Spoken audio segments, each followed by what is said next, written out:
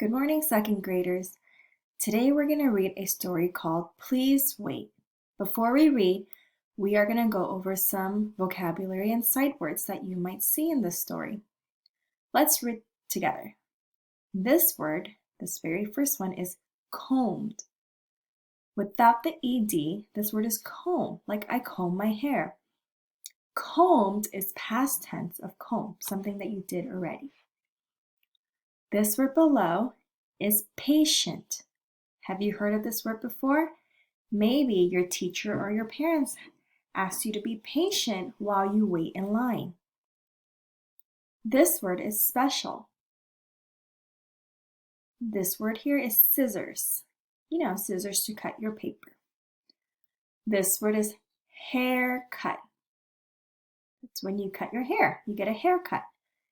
And this word is mirror, where you can see a reflection. So let's read over these words again. This word is combed, patient, special, scissors, haircut, mirror. Okay, now you are ready to read Please Wait. Please wait. Today was the first day of school, and my friend Jody had a new haircut. It looked so cool. When I got home, I asked my mom for a haircut, and I told her exactly how I wanted it. I asked her, very politely, if she could do it today. Sadly, she was busy. She told me that it takes a long time to cut hair. First, you have to take a bath so that your hair is wet. Then, you have to brush it out really well, she said. My face dropped as my mom continued. Finally, when you cut, you have to use special scissors and cut gently so that everything is even. Her voice trailed off. You need to be very careful and get it just right. If you make a mistake, you can't glue the hair back on, she said, laughing. I didn't think it was very funny. Maybe I can cut it for you on the weekend, she told me. I went back to my room and looked at my hair in the mirror. It was way too long, and I didn't want to go back to school looking like this.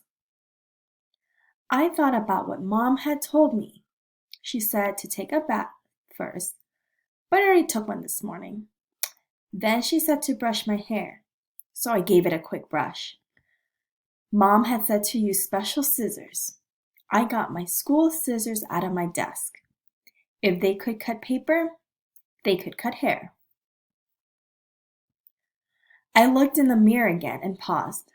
Mom's comment that you can't glue it back on again made me worry a little. I decided to cut just a little hair off. Snip, snip, snip.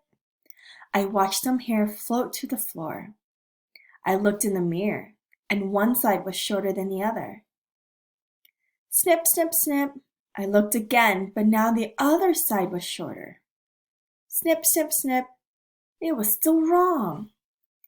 Snip, snip, snip. I kept trying to fix things, but the more I cut, the more lopsided and crooked my hair became. I started to cry. Mom walked in. She looked at my new haircut. She shook her head and didn't say anything. I don't like it when she doesn't say anything. Are you mad because it's ugly? I asked. No, I'm disappointed because you were not patient. I am disappointed that you did not wait for me, she replied. I went to the bathroom and took a bath. My mom brushed my hair out and clipped gently with her special scissors. It wasn't perfect, but it was much better. My mom smiled as she combed my hair one last time.